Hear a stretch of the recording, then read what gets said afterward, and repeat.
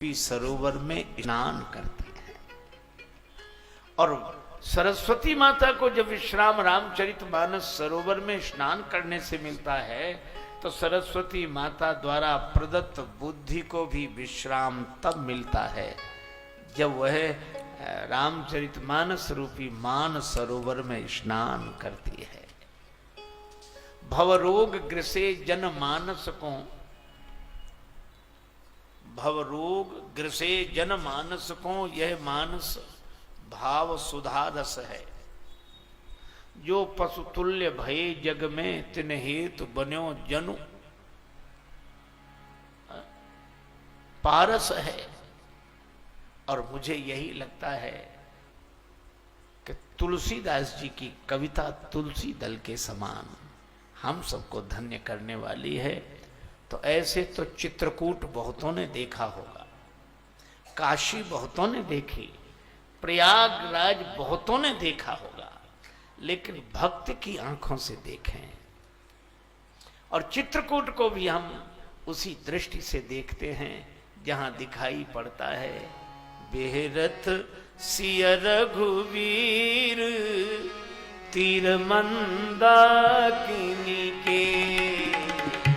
बेहरत सिय रघुवीर तीर मंदाकिनी के। संग लखन रणधीर तीर मंदाकिनी के। संग लखन रणधीर तीर मंदाकिनी के।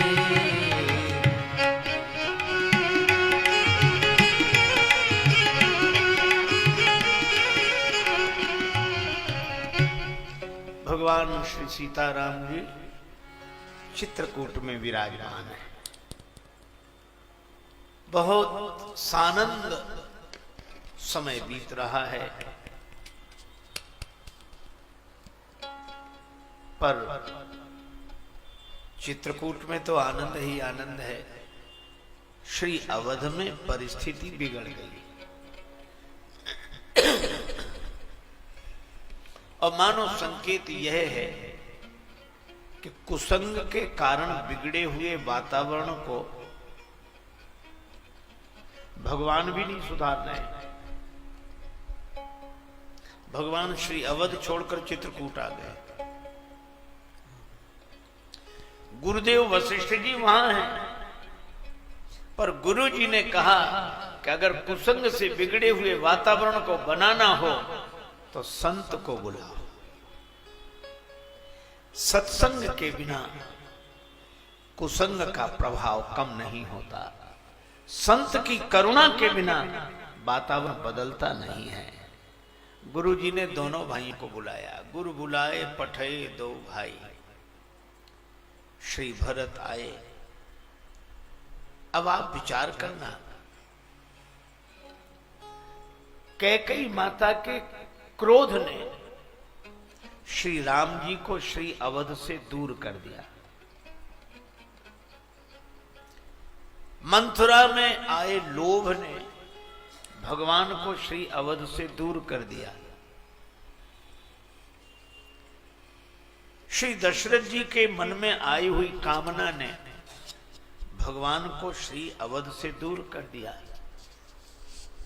लेकिन जब श्री भरत आए तो भरत जी में भी यही तीन दिखाई देते हैं। बात अटपटी है, लेकिन आप जरा श्रवण करें। लोग कहते हैं संत वह जिसमें काम क्रोध लोभ न हो, पर श्री भरत में काम है, क्रोध है, लोभ है। कैसे? पहले तो कैकेयी माता पर क्रोध ही किया, और क्रोध में कैसी भाषा बोले। बर मांगत मन भई नहीं पीरा। बर मांगत मन भई, बर मांगत मन भई गनि न जिय मुंह पर मुन कीरा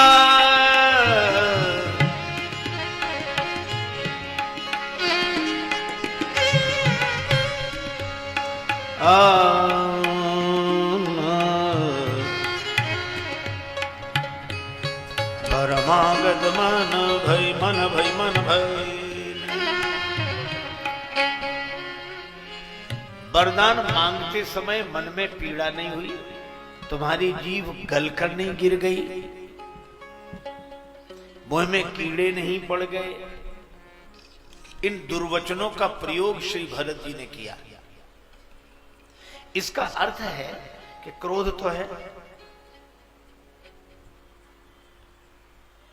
लेकिन मैं आपसे निवेदन करूं कि क्रोध अगर संत के जीवन में है तो संत का क्रोध भी व्यक्ति को भगवान से जोड़ देता है। कैकेयी माता को राम जी से मिलाने वाला तो श्री भरत जी का क्रोध ही है। सामान्य जन का क्रोध व्यक्ति को भगवान से दूर कर देता है, पर संत का क्रोध भी व्यक्ति को भगवान से मिला देता है। यही विकारों का रूपांतरण है। रोटी आटे की बनती है, पर आटे से पेट नहीं भरता, पेट तो रोटी से ही भरता है।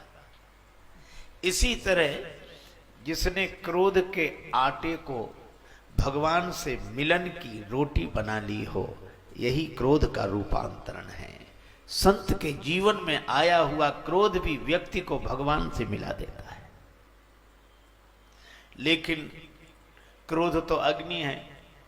आग घर जलाने के लिए नहीं होती, घर चलाने के लिए होती है।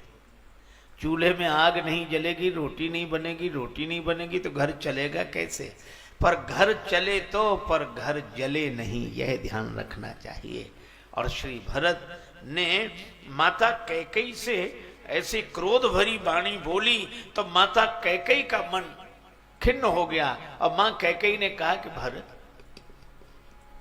मेरा एक बेटा जिसे मैंने 14 वर्ष बन जाने के लिए कहा, वह भी चरणों में प्रणाम करके गया, और दूसरा तू, तेरे लिए राज्य सुरक्षित किया, तू अपशब्द बोल रहा है मुझे। नहीं नहीं भरत, तू ठीक नहीं, मेरा तो वही बेटा ठीक है, वही बेटा ठीक है, वही बेटा ठीक है। भरत जी मन ही मन बड़े प्रसन्न हुए कि बड़ा अच्छा रहा।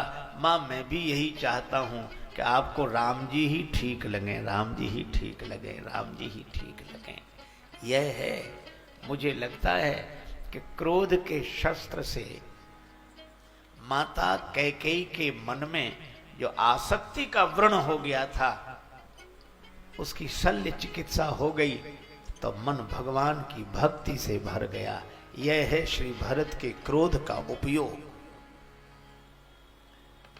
अच्छा, एक बात और है। गुरु वशिष्ठ जी ने कहा, भरत,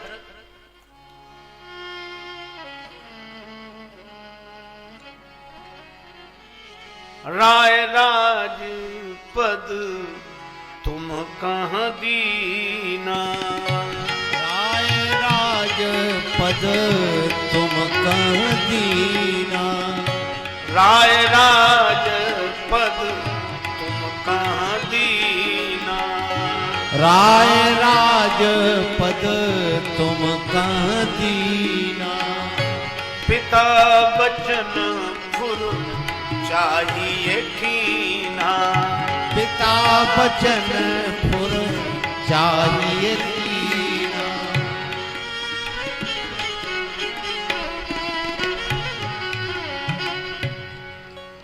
भरत, तुम्हारे पिता ने तुम्हें राज्य पद दिया है और तुम्हें पिता की आज्ञा का पालन करना चाहिए।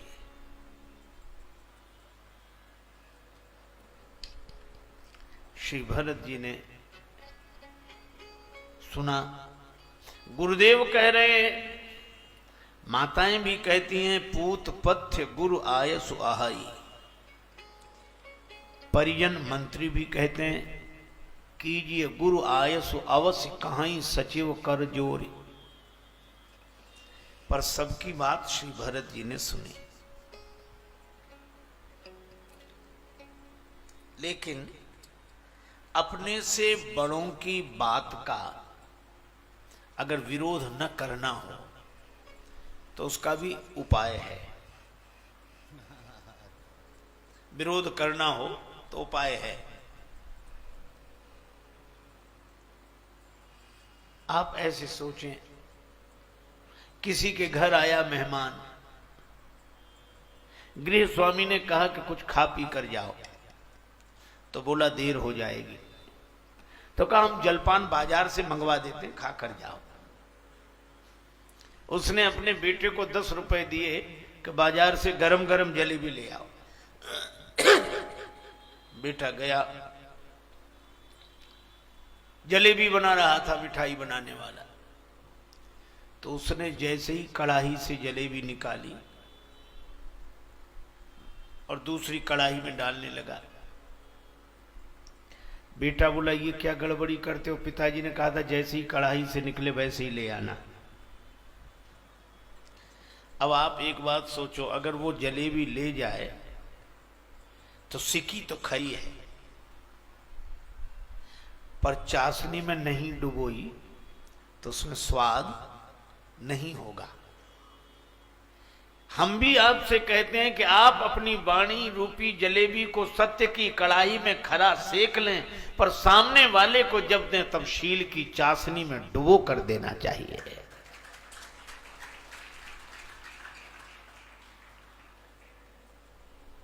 ऐसा तो नहीं कि कहता तो हो भले की लेकिन बुरी तरह। इसीलिए श्री भरत जी ने गुरुजनों की बात सुनी और यही कहा कि आप उचित शिक्षा दे रहे हैं, जिसका आचरण करने से मेरा भला होगा। यह सुनकर सब प्रसन्न हो गए। लेकिन श्री भरत जी उसके बाद कहते हैं कि मेरी विनती सुन लीजिए। देखे बिनु रघुनाथ पद जिए कह जरन न जाए। मुझे यह पद नहीं चाहिए। गुरुजी बोले पद नहीं चाहिए? हां गुरुदेव। क्या तुम पद के त्यागी हो? नहीं गुरुजी, मैं तो पद का लोभी हूं। तो लोभी व्यक्ति तो पद नहीं छोड़ता, त्यागी लोग पद छोड़ते हैं। तुम अयोध्या के पद का त्याग क्यों कर रहे? श्री भरत जी ने कहा गुरुजी, कभी कभी लोभी आदमी भी पद छोड़ देता है। कब किसी लोभी को बड़ा पद मिल जाए तो छोटा पद छोड़ देता है। मान लो आज किसी को 2000 का नोट दिखाया जाए और उसके पास 100 रुपए हों, और कोई कहे कि 2000 का नोट मिलेगा, ये 100 रुपए गिराओ, तो तुरंत गिरा देगा कि नहीं? तो 100 रुपए का त्यागी है कि 2000 के नोट का लोभी है? और त्याग भी लोभ के कारण है। तो कभी कभी लोभी आदमी भी पद छोड़ता है। गुरुजी ने कहा कि अयोध्या के राज्य पद से भी कोई बड़ा पद है? भरत जी बोले हां गुरुदेव है। कौन सा? का देखे बिनु रघुनाथ पद जिए के जरन न जाए। राम जी के पद कमल हैं 2 और अयोध्या का राज्य पद है 1। गुरुजी जिसे 2-2 पद मिल रहे हों, वो एक पद के चक्कर में काहे को पड़ेगा? अब आप देखो, यह लोभ ही है। छोटा पद नहीं चाहिए, बड़ा पद चाहिए। एक महात्मा के पास एक सज्जन गए, महाराज आप बड़े त्यागी हो, आप बड़े त्यागी हो, आप बड़े त्यागी हो, आपसे बड़ा कोई त्यागी नहीं। महात्मा बार बार मना करे कि रहने दे भैया, राम राम कर, सीता राम कर। नहीं नहीं, आप बड़े त्यागी। तो जब महात्मा परेशान हो गए तो महात्मा ने उसी के सामने हाथ जोड़े, सिर झुकाया, बोले हम त्यागी, तुम महात्यागी। तुमसे बड़ा त्यागी तो कोई है ही नहीं। अब वो कहे हम कैसे त्यागी? महात्मा बोले तो हम कैसे त्यागी? का आपने परमात्मा के लिए जगत छोड़ दिया। महात्मा बोले तो कीमती परमात्मा की जगत? का कीमती तो परमात्मा है। तो का परमात्मा के लिए, कीमती परमात्मा के लिए हमने जगत छोड़ दिया तो हम त्यागी, लेकिन धन्य हो तुमने तो जगत के लिए परमात्मा को ही छोड़ दिया तो तुम महात्यागी। तुमसे बड़ा त्यागी और कौन हो? इसलिए भैया लोभ तो भगवान का है। भरत जी ये नहीं कहते कि हम भगवान के चरण कमल चाहते हैं, हम त्यागी हैं, हमें संसार से कोई लेना देना नहीं है और हम त्यागी हैं, हमको तो केवल भगवान के चरण चाहिए। नहीं, भरत जी की शैली देखो, वो कहते मैं लोभी हूं इसलिए भगवान के चरणों को चाहता हूं। चरण कमल देखे बिनु रघुनाथ पद जिय के जरनी न जाए।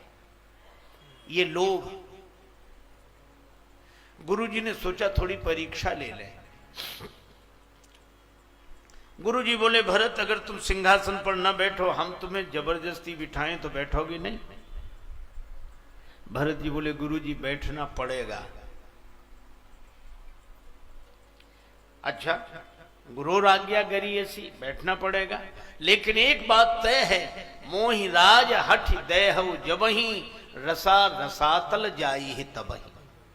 मुझे जबरदस्ती जिस दिन आप सिंहासन पर बिठा देंगे, ये पृथ्वी रसातल को चली जाएगी। यह है श्री भरत। गुरु जी ने कहा कि भरत कैसी बात करते हो? इस पृथ्वी पर हिरण्याक्ष हिरण्यकश्यप का राज्य रहा, पृथ्वी रसातल को नहीं गई। रावण कुंभकर्ण का राज्य है, पृथ्वी रसातल को नहीं गई। और तुम्हारे जैसा महात्मा सिंहासन पर बैठ जाएगा तो पृथ्वी रसातल को चली जाएगी। यह बात हमें तो समझ में नहीं आती।